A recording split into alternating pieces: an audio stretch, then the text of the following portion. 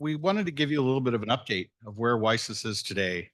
And I think that there's a lot to talk about and how WiSys has evolved in the last 10 years.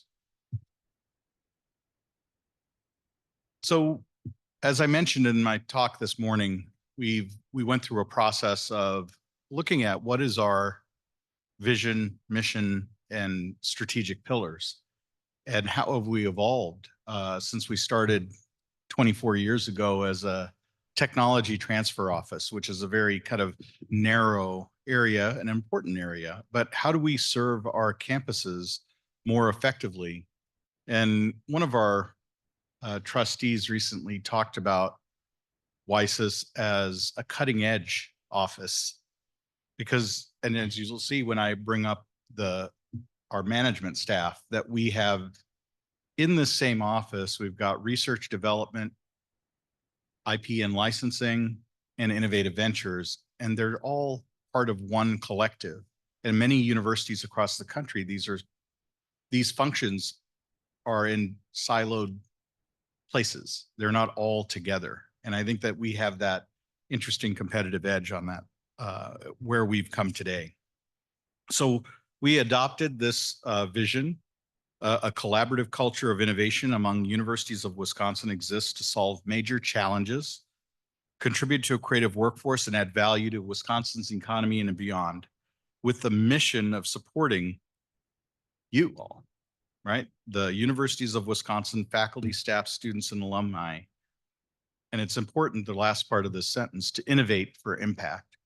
So we've gone from talking about WiSys as an organization that patents and protects intellectual property as its sole function to an organization that's supporting you in innovating for impact, which is very exciting. And I think that as I mentioned this morning, these strategic pillars, it starts with you, the people, right? How are we cultivating and supporting innovators across our 11 regional campuses and beyond? And we know that innovators need that encouragement, resources, space, and time to unlock their innovative potential. So examples in this pillar include the Venture Home program, student innovation programs like the Quick Pitch, which we'll see later, some of the competitors across Wisconsin, grant writing webinars, Spark and Ignite grant programs, and the invention disclosure process, among other areas of our work. So the second part of this equation is stimulating that innovation to impact. So once you have those ideas, how do we get you the resources that you need? And we have the Grant Writing Academy, the Kerr Proposal Writing Institute, Intellectual Property Management, our launch grant, the Venture Home Level Up Pre-Seed Accelerator, and this very event, the SPARK Symposium, as opportunities for you to collaborate and meet with people across Wisconsin so you can stimulate those activities, among our other grant programs. And then finally, creating this reliable and accessible support for innovation, which we know requires a collaborative ecosystem. And so how are we doing that? Examples include our technology licensing services, our 5-year recurring agreement with the universities of Wisconsin, federal programs like the NSF Engine, state programs, and other things. So we've been working hard to figure out how do we connect all of these resources together so that somebody in Superior has the same opportunities as somebody in Madison or Milwaukee or any other part of the state, so that you can connect and have the ecosystem and the support that you need to bring your innovations to impact. So since 2014, and this is one earlier I spoke about, Dave Ward, who's been our board chair for 10 years, and we recently had a reception for him and kind of take a look back, as a 10-year look back during his tenure. What are the things that we've accomplished together? 572 invention disclosures. And And I want you to kind of take that in for a little bit, because that, one of the things where we were recognized by the George Bush Institute at SMU as being number 2 in the country in innovation, impact, productivity. We're just generating all these great ideas, and these from regional schools like yours. And we know this is kind of supporting that proposition. Good ideas can come from anywhere if we provide that support. It's not just from an R1 institution. 88 issued patents, 107 student ambassadors. And the ambassador program, again, this morning I talked about the USPTO report, which was a national strategy on inclusive innovation. And this was one of the programs that it cited. And that is, if we're thinking about our students that are here and getting them engaged in understanding intellectual property and innovation and testing out their ideas, it's not just about getting a technology licensed. It's about educating people and getting them stimulated in this activity of innovation, that's an inclusive process. And we had 87 end user license agreements for a meat sciences curriculum. And I think Tony will talk a little bit about this when we bring our team up to the stage. But we've been really, that's this last year. That's 1 year. And we really, I challenged the team to think about not just patentable inventions, but all of the intellectual output that's coming from our 11 schools. And how do we kind of look at what's going on around the country, learn from them, and take that and get your ideas out there. So one possibility is making money off of an invention, but there's even greater impact that can occur from a good idea. And how are we disseminating that? How are we getting that intellectual output out to the public? And this is a great example of that. So I mentioned the NSF engine, and this is such an exciting, incredible opportunity for all of us.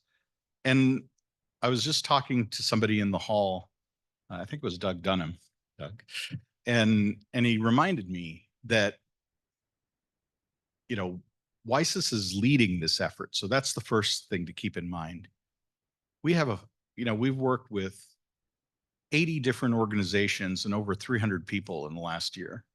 And it's a collective, it's a collaborative. It's not a WiSys thing, it's our thing. And then the second part of that, if you take that and extrapolate it, what I want each of you to think about is, how are you using this as a credential to leverage your work? Because you're a part of it. We would not have won this award if it wasn't for the collaborative nature of all of our schools here. We're one of 44 in the country that won in a very competitive process. There were over 600 concept papers in that first round. And the National Science Foundation said, yeah, you guys have what it takes to keep going with this and build an engine, because we think that you have all the ingredients here. So you need to take that credential. There's billions of dollars of federal money out there. And we're going to keep carrying this forward, but you can carry it forward as well and use that credential and say, yeah, I'm part of this engine and I'm going to apply for this other program, and it's going to support this collaborative, important ecosystem in Wisconsin that is working so wonderfully. And if you invest in me, this is what you get. So I think that we're really close to submitting our pre-proposal, which is going to be due on August 6th. And we've gotten a lot of great support. I mentioned this morning that we got a letter of support from the Wisconsin Tribal Conservation Advisory Council, which is awesome.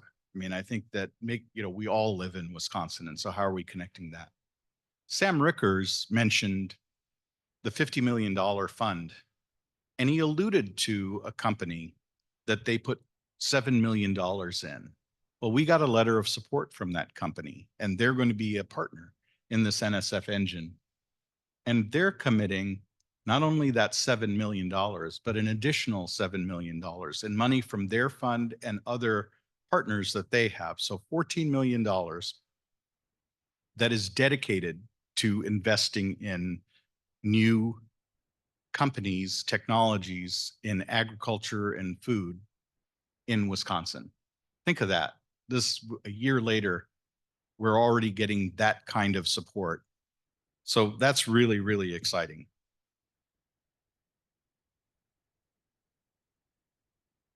I love that our staff created this slide. This is really, when you talk about impact and the work that you all do, this is what, you don't know that about each of you, but when you put it all together, how impressive is that? That since 2019, we can point to different programs that, we participated in. We don't write those grants, you do, right? So it's your credit. But we are collectively playing a part in this, right? And $15 million, almost $16 million in grants that have been awarded that we've all worked on together. That's really, really impressive. So congratulations. So with that, I'd like to invite my managers up here.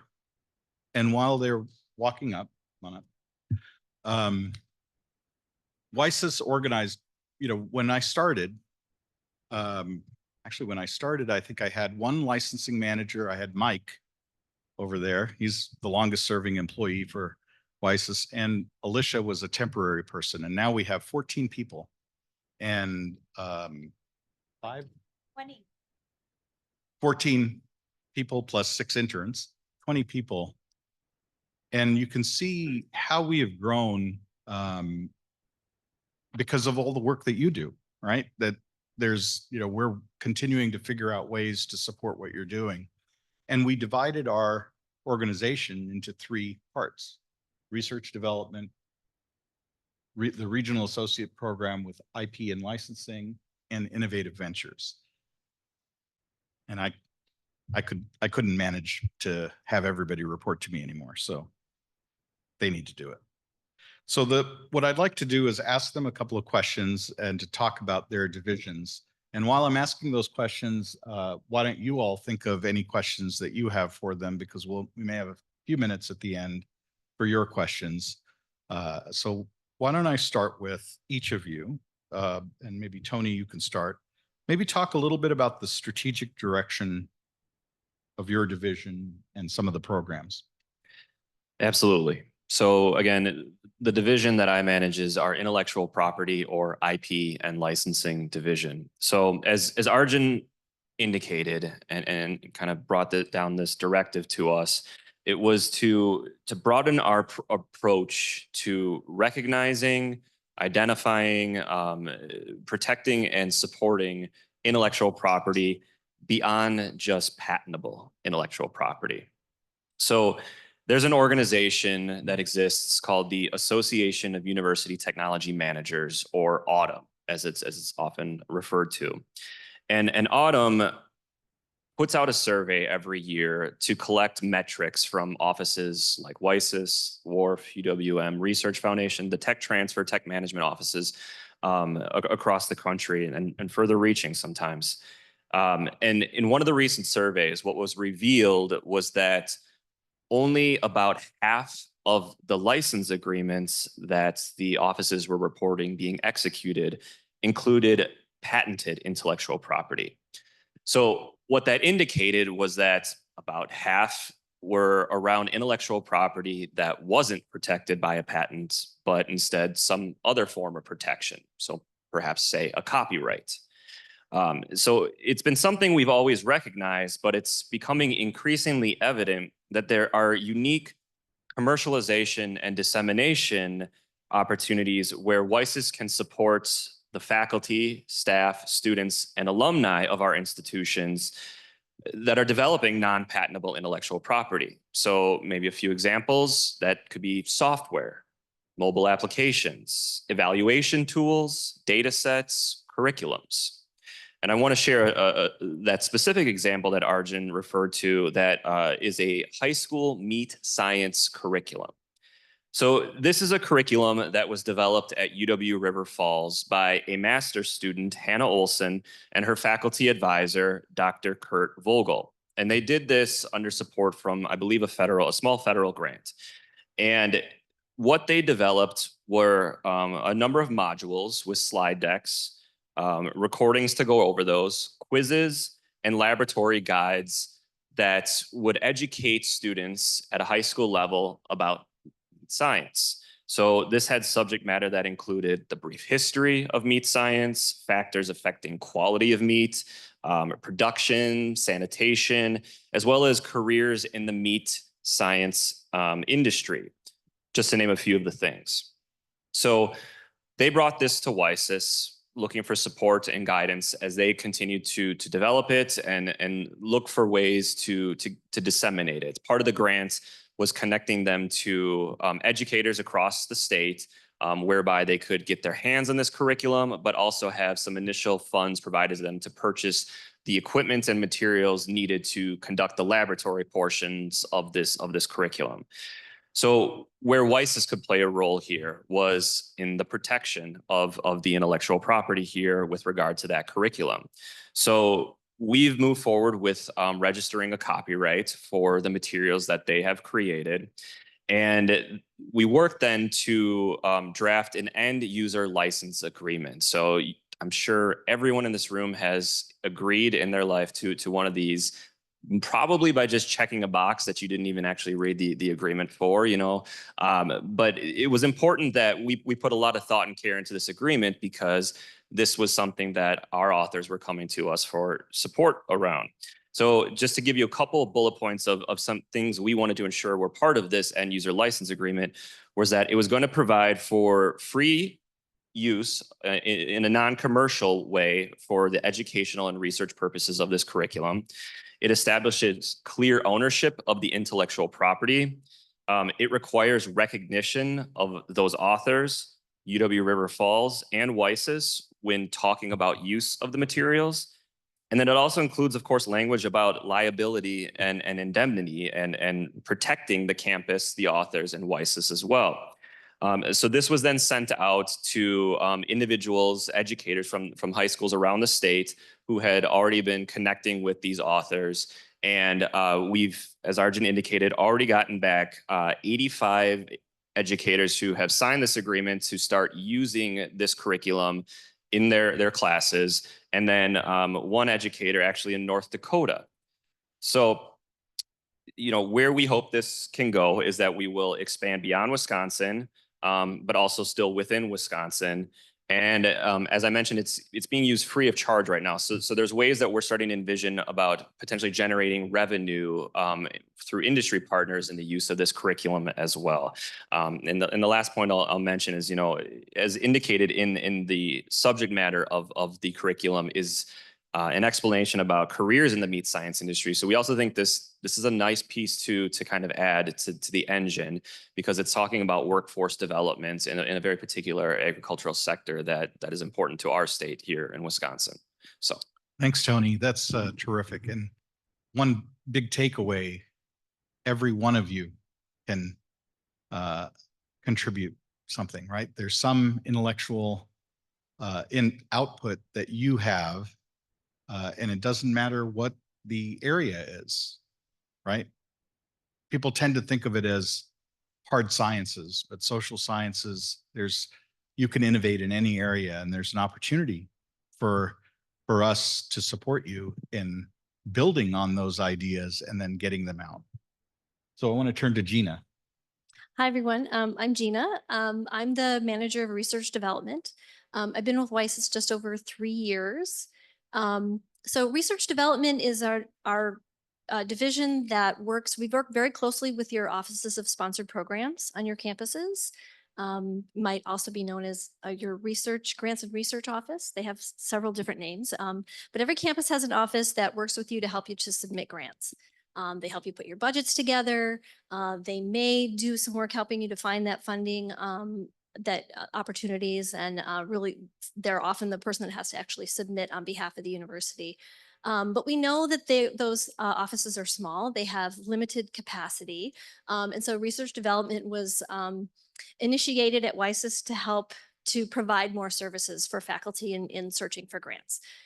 So we do have access to the same tools that you have on your campus to search for funding opportunities. And we offer several programs to help you gain grant writing skills.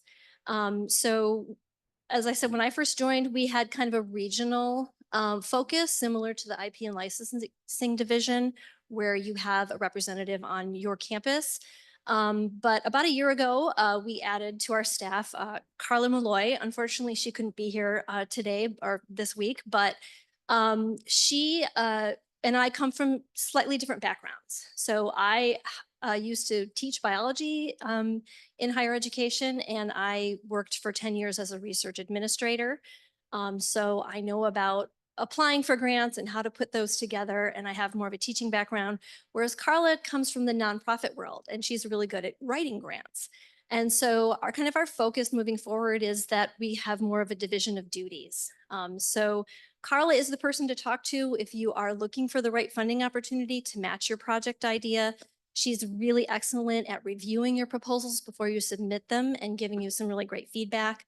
And then I focus more on kind of the programmatic side, doing our webinar series and our Grant Writing Academy and our Kerr Proposal Writing Institute, which we just wrapped up at UW River Falls this year. And I'll talk a little bit more about those programs in the next question. Thanks, Gina. And, a big takeaway there is that as we're trying to integrate these, right, the idea of how do we support the person, then we have our divisions talking to each other when they meet with you to understand what resources do you need, where can we help you advance. And research development has been a critical piece of capacity building. How do we support our regional institutions, which we know have really tight budgets and, the research office is strapped? Well, here's on the front end, you have a place to go and get some support, and then we can hand that off to your research office. So Okay. go to Adira now and Yes. Innovative Ventures. Yes. So I oversee our innovative ventures and events and kind of overall operations at WiSys. But I'll talk more specifically about our innovative ventures program. So it's 4 years ago when Arjun hired me, he had this grand idea of creating innovation hubs and entrepreneurship hubs all around the state. And I said, oh, okay, great. What do you have? And he goes, well, I have a really good name for it. And it was a good name. It is still a good name. It's the WiSys Venture Home Program. And since then, we have expanded to 5 locations. We have 5 venture homes around the state. We've added to our staff Wilson Fay, who's our associate in the program. He really runs kind of our accelerator program and liaises with our venture home partners. We have Blaine Hupert, who I'm sure everyone has met. He's in charge of making sure that our partnerships and our ecosystem is growing in a strategic way. So to answer your question, Arjun, about kind of the strategic direction, the Venture Home Program was created to build an ecosystem, right? So that third pillar about ecosystem building, that was the main focus of it. And I would say it's paid off in spades, that concept, because that was the foundation of the NSF Engine Award, the Type 1 Development Award that we received about a year ago. And that is still the foundation of this pre-proposal that we're writing right now. And it's so critical because what this does is focuses on place-based innovation, right? So we're not telling people in Superior to come to Madison for Spark every year. We move this conference around. And I think that is the core tenet of WiSys, right? Is that we bring the resources to people where they are. And by connecting all of these resources around the state, we're able to provide entrepreneurs local access to the resources they need without having to feel like they need to move out of their communities. So a big part of this is that economic development, that place-based development. And also making sure that our smaller communities and rural communities are prospering. So I would say that's the big strategic direction for our division, is making sure we keep building on this momentum we have on the funding that we're able to achieve, and keep getting more of this funding so that we can expand the program in a way that services more and more of the state. Thanks, Adira. And, you know, as a leader, you start to learn what your staff is telling you. And just so you all know, grand means crazy. But give them a lot of credit. The group really took the idea and ran with it, and they've just really done a great job of building out both the physical network, which those of you who were there last night at Venture Home Superior, you can see how impressive that is, and a lot of credit to people here. That it's all them doing the work in a place-based kind of idea. But also we launched a digital network, right? So the idea of creating a digital community so we could connect everybody across the state is really important to this idea. So the second question, and I'm going to start with Gina this time. What would you like to highlight from last year? So I mentioned that we just finished our Career Proposal Writing Institute about 2 weeks ago. So the Council on Undergraduate Research does a Proposal Writing Institute. They've been doing this for a very long time. Various locations across the country. So it's a national organization. They have some really wonderful experts that work with faculty who have an idea. They know who they're submitting their grant to. They know what they're writing about. They have a draft, but they just really need that help in finishing it up and making it a strong competitive proposal. So kind of at the beginnings of research development, my predecessor had the idea of sending some UW faculty to these institutes. So we did that for a couple of years, and that was successful. But then we had the idea, let's bring the institute to Wisconsin. So for the last 3 years, we've been holding this national institute in Wisconsin. So we did that in Parkside, we did that in Oshkosh, and then we just had it in River Falls. And WiSys provides the funding to bring faculty to this institute. We house you for a long weekend.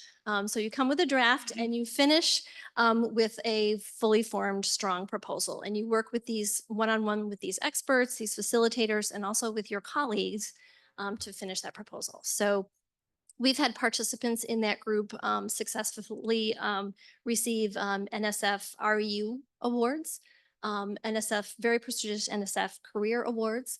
But as Arjun said, it's not just for scientists. I had a participant in that group land a National Endowment for the Humanities Summer Stipend Award as well. We've had folks from Costume Shop at Parkside and lots of other disciplines. And that's actually another strength of the program, is that we bring people not just from various universities together, but people from various disciplines as well. And you can get some really good advice from a peer who reads your grant proposal and can give you some feedback from someone outside of your discipline. That's been really valuable for that group. Another program that we have is the Grant Writing Academy. We'll be doing that again in the fall. That's a fall program. We get about a dozen faculty together. We do it virtually because it's people from all over the various universities. And again, it's a chance to kind of learn about grant writing. Some of them are just getting started on that process. Some of them are more seasoned. Work with us and work with colleagues across the state to help learn about how to find grants, how to write grants, and how to submit them. So we held that program last fall. We had 18 participants. And in that group, we've already had 5 people submit grants who finished that program. And like I said, some of them were just getting started. We're not sure of any awards yet because it takes a while for them to hear about them. But we do know at least one person got an Ignite grant from that program. So. Terrific. Yeah. Adira, what would you like to highlight from last year? Yeah. So the Innovative Ventures team has been pretty busy in the last year. Obviously, the number one highlight would be the NSF engine. I know that that's more than the Innovative Ventures team. It's all of WiSys, but that's been a big lift for the whole team. So, and I should mention, I don't know if we've mentioned this, but I think it's worth repeating that grant. There were over 400 people who applied to that Type 1 NSF Development Award, and only 40 or so were awarded. So it is a very prestigious award, and it was the first of its kind. It was also the award, as far as we know, the only grant that's been submitted where all 13 of the UW schools were part of it. So there were a lot of firsts there, and it's a very exciting and prestigious thing for all of us, as Arjun was saying. So I just want to reiterate that. But in addition to that, we've had 3 new venture homes, one in an affiliate venture home in Madison, and then one in Oshkosh. And the biggest one I should mention is the one in Superior. So that got up and running this past year. And this was also the first year that we ran our pre-seed accelerator, which is a 5-month hands-on, kind of very practical based program for early stage startups. We ran it across 3 locations simultaneously. So we had about 18 startups go through that program all at the same time so that they could take advantage of the local resources they have, but also share resources among the bigger cohort of 18. And that was incredibly successful. It's a model that I think is pretty unique. We have not heard of other people doing it, and we're excited that it was successful, and we're looking forward to scaling that. A few notes here. The other thing I would say is, events. We've had a really successful year with events. I know there's been a lot of talk about kind of lack of student engagement and attrition and engagement in like extracurricular student activities. And I'll say, I mean, it was a great year for WiSys innovation events, but just goes to show that all of you here are eager and hungry for more innovation and more innovative events. So we're very excited about that. We had 800 students and faculty participate in our events last year. We've also given out almost $1 million in grants to our regional campuses between our kind of standard grant programs and then through subawards of the NSF Engine program. So that's a significant amount of money, we think, and it's seeded a lot of projects, and then RD helps kind of get those projects going and helps the faculty members think about what happens next with applying for federal grants, and then IP and licensing is there to support any ideas that come out of it. So I think this year, one of the more exciting things for me was that the 3 of us, like our 3 divisions, have been working more collaboratively so that we're able to kind of give multidimensional support to innovators. Thanks, Adira. And I just want to put a circle around the engagement piece. And I think that, I started with the proposition 10 years ago about how do we identify creative people like you, right? And across the system. And we need to do a better job of, engaging people like you in different ways. If we're just thinking about faculty who are doing, patentable ideas, it's a small subset. So when I started, and that's not, it's an important subset, but there's more, right? And I think that when I started, we were getting around 25 invention disclosures a year. And we had this conference and we were getting about 150 people attending the conference. And so you add those numbers together, you're approaching 200, maybe add another 100 other kinds of engagements. That was the volume of kind of touch points that we were having. In the last fiscal year, if you added up all of our events, like Adira was saying, 800, among other kind of touch points of, engaging people, we had 1,500 people that were engaged in different innovative activities that work with WiSys. That's quite a trajectory. And now with this NSF engine, we hope that it'll just take off even further, and that we've kind of scratched the surface of, what we can do to work together. So, Tony? Yeah, the highlight I wanted to, actually 2, but the first one I wanted to touch on was the number of invention disclosures that we got in last year, which was 60. And so why is that something to highlight?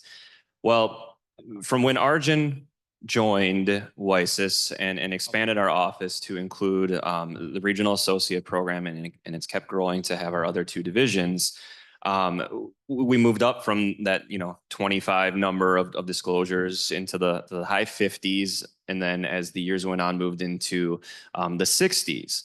And we kept seeing, growth year on year for our disclosure numbers.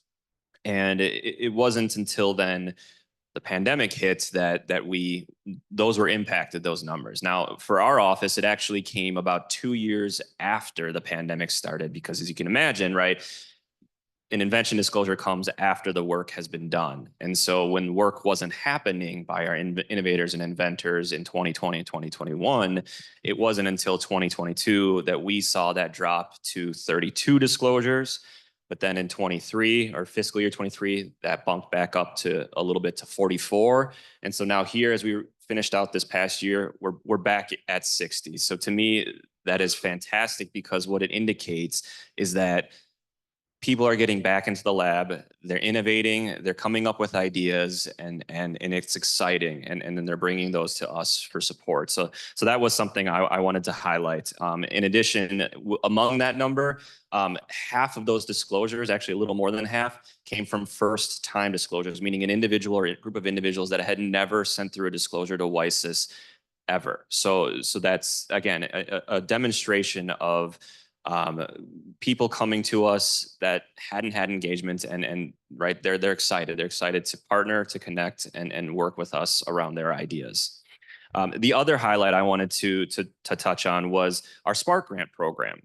So this is a grant program that awards up to $10,000 for really early stage ideas. Maybe it's a little bit beyond just, scribbles on a napkin, but there's not a lot of data, not a lot of information pulled together yet. But they say, hey, I think I have something here. I could use a little bit of funds to explore this just a bit further, and then maybe get myself ready to that next tier, next level grants. So with this program, we changed up how we take in proposals and how we award grant awards for this past year. So previously, we had done this on a campus by campus basis, where we could award about 1, maybe 2 awards per campus. This past year, we switched it to be an all-campus call where all proposals would come into WiSys. We didn't put any limit on the number of awards that could go to any one particular campus. We had a fall deadline and a spring deadline. And in the end, we got 26 submissions in, where our previous high was 18 submissions in the first year of the program. So again, I think that really emphasizes and speaks to that hunger, that appetite, and that excitement that you all have on the campuses to pick back up, do good research, and innovate. And so in total, with this program, it was about $142,000 that we awarded, and that work has already begun or just recently began, depending on whether the award went in the fall or the spring period. So, yeah. So I have another question, but I want to make sure if there are any questions right now from anybody. All right, keep thinking. But I do want to emphasize, keep sending us those invention disclosures, and there's Ignite grant money to get you going. So we want those applications. All right. So while we're seeing if anybody has a question, what's next? What are you excited about for next year? Since you have the mic, go ahead. For me, with the disclosure numbers going up, with the number of grant submissions increasing for our SPARK grant program, and we're seeing really strong proposals come in for the Ignite grant program as well. Our innovation events participation is increasing. I'm excited for this next academic year. I think that it's going to show a lot of continued growth and expansion of individuals working with us, taking advantage of our support. And I envision big things for this next fiscal year. Fantastic. Gina? What I'm excited for is the expansion of research development to all the campuses.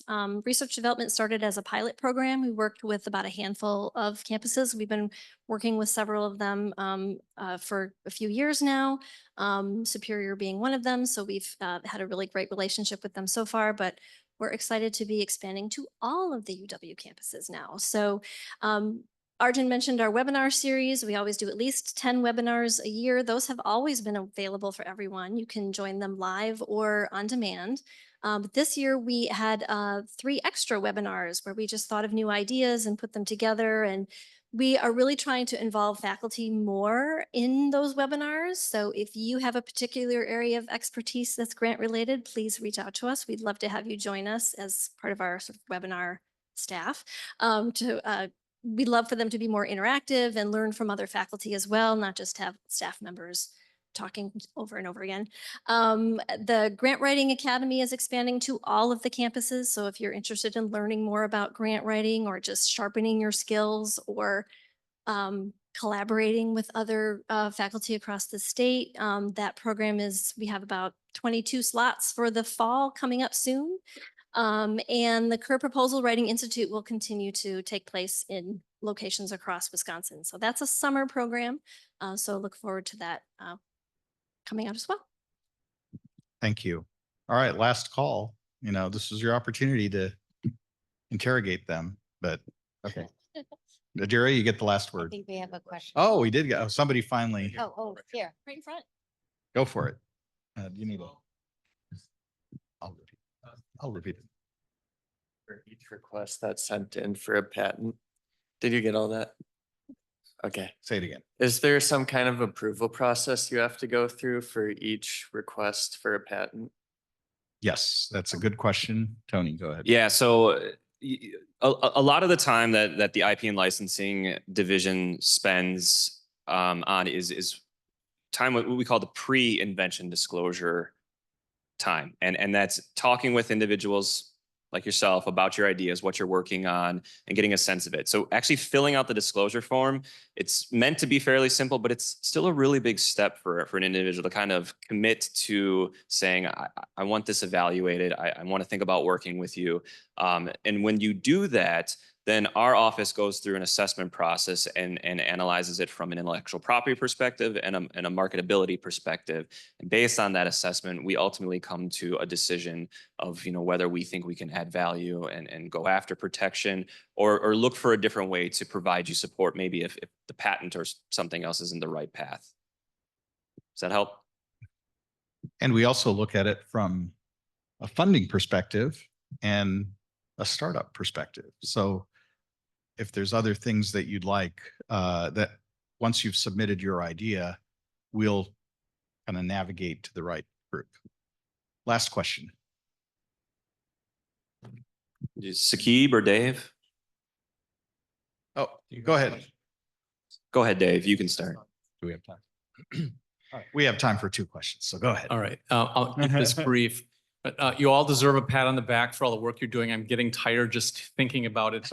But right now, I'm just thinking mostly about how if I'm sitting out here, Tony, how do I get $10,000? Because there's a lot there. We've been talking millions, but if I'd like to start, probably have 3 things on a napkin here. What does it take can you give us an idea for those people here that may be able to walk away next year with 10,000? How do they do it in 30 seconds? So for that SPARK Grant Award, students are almost a requirement for the proposals coming in. Normally that's going to come from a PI, a primary investigator, so one of our faculty in the room. Maybe they're working with a student, but it's going to be submitted by the faculty member, and the proposal kind of template for that program is on our website. It's if you have any experience in putting together a grant proposal, the SPARK grant is pretty simple, all things considered. It's very small word limits on the summary, kind of what you plan to do, with the potential impact it could have. So filling out the form is not meant to be too intensive all things considered from a grant program perspective. And in the first instance, though, what I would recommend is reaching out to myself, to Margot, to Allie, your regional person, to kind of learn more about this program and if your idea is a right fit for it. But it's meant to be an easy intake process to at least have a chance at getting that $10,000. Yeah, and can I add something? Yeah. I'd say a good idea. Make sure you've done your Google search so somebody else hasn't already done your idea. And then, a good idea. and we'll evaluate it. And if it has some potential for any intellectual property potential, and it's going to go towards either that or some potential of getting some other funding, we'd love to give you $10,000 to get you on your way.